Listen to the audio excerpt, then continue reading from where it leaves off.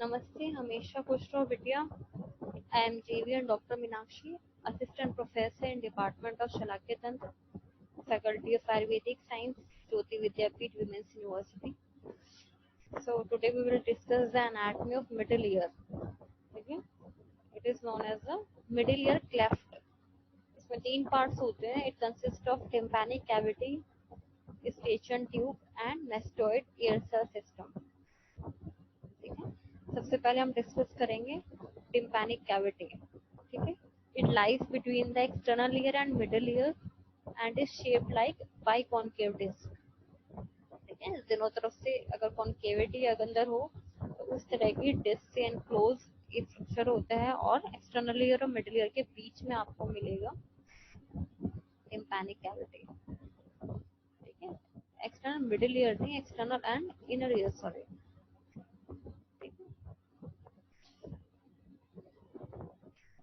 तो it is divided into the three compartments. ठीक है. Epitympanum, mesotympanum and हाइपोटिम्पैनम. ठीक है. तो एपिटिम्पैनम is above the eardrum and contains the upper one third of the malleus and large part of incus.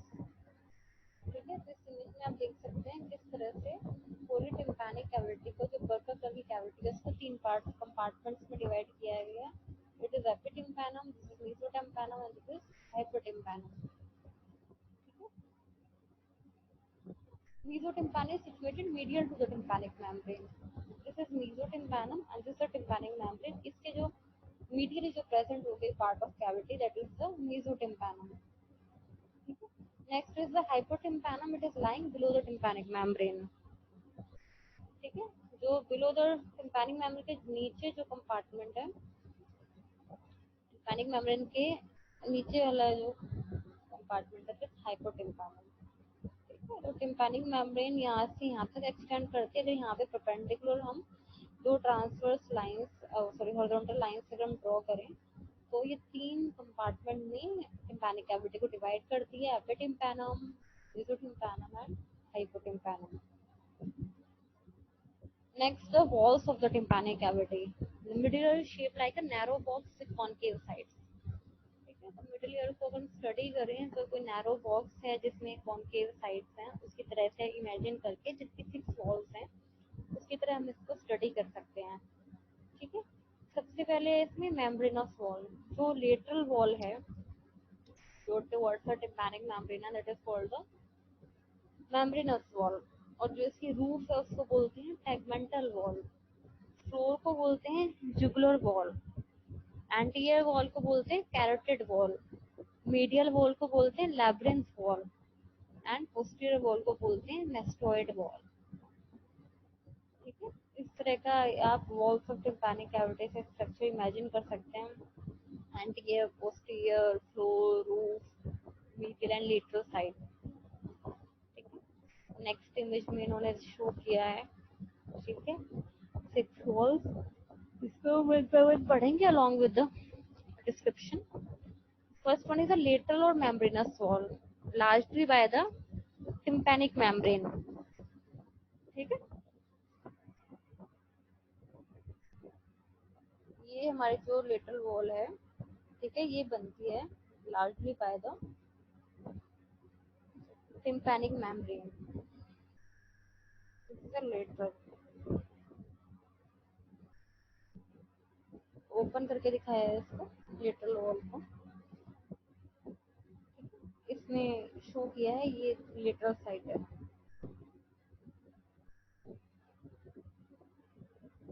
Lateral valve open करके दिखाया है. lesser extent by bony outer attic wall. ठीक है. outer attic wall, that is scutum. What is sputum? Sputum is a sharp bony skirt formed by the superior wall of the external auditory canal and the lateral wall of tympanic cavity. ठीक है. External canal का जो superior wall है उससे और जो lateral wall of tympanic cavity है उससे एक बोनी स्पर बनता है, उसको बोलते हैं स्पूटम। तो मेनली स्पूटम से बना होता है बोनी आउटर एटिक वॉल। ठीक है, दिस इज यहाँ पे। ठीक है, दिस इज द एटिक। ठीक है, और यहाँ पे आपका है हमारा एक्सट्राऑर्डिनरी कैनाल का सुपीरियर पार्ट, और यहाँ पे है lateral wall of the tympanic membrane, तो यहाँ पे जो बोनी स्पर होता है। ठीक है,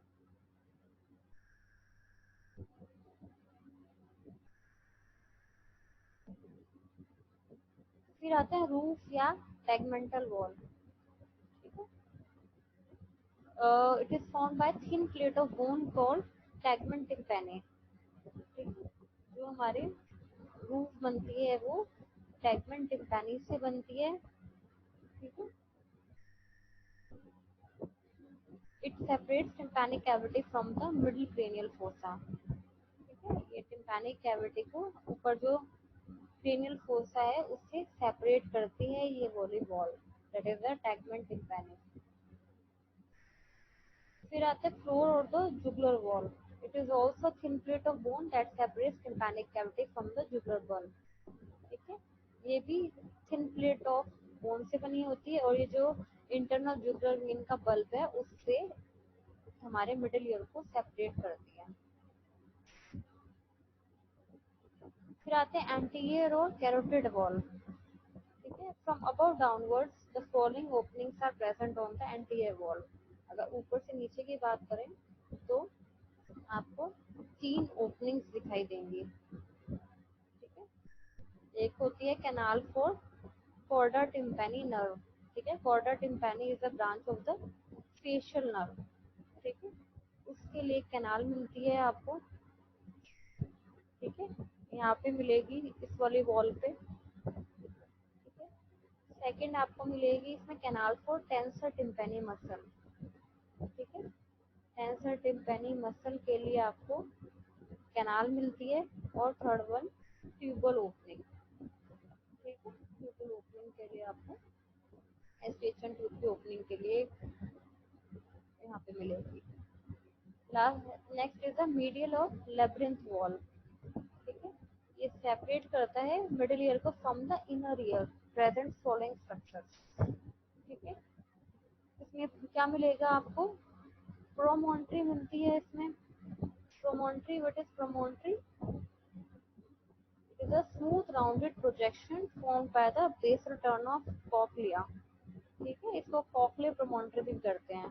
ठीक है, एक राउंडेड होलो प्रोमिनेंस होती है। ठीक है, जो फर्स्ट टर्न ऑफ कॉक्लिया होता है उसकी आउटपुट प्रोजेक्शन से बनती है promontory.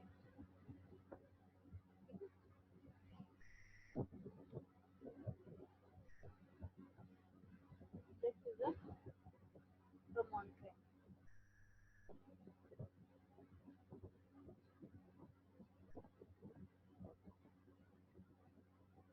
The oval window is a posterior superior to monetary and is closed by the fruit plates of steps। Oval window बोलते हैं पोस्टर सुपीरियरली, और यहाँ पे क्या लगता है स्टेप्स ऑफ स्टेप्स की फुट प्लेट प्लेस होती है। So round window is below and behind the promontory which is covered by secondary tympanic membrane। ठीक है, नीचे आपको मिलेगी राउंड विंडो, ये कवर्ड होती है by the secondary tympanic membrane. फिर है facial nerve runs in the bony canal above the oval window, और ये बोनी कैनाल में जाएगी फेशियल नर्व। ठीक है, last is the posterior wall of the mastoid wall. ठीक है, it lies close to the mastoid air cells. इसमें क्या क्या प्रेजेंट होता है, pyramid, a bony projection below aditus and tendon of stapedius muscle passes through it. ठीक है, एडिटस के नीचे उसमें बोनी प्रोजेक्शन मिलता है, और यहाँ से ही हमारा स्टिपिडियस का टेंडन पास करता है। What is editor? It is an opening through which attic communicates with mastoid antrum lies above the pyramid। ठीक है, पिरामिड में ऊपर आपको एडिटस मिलेगा।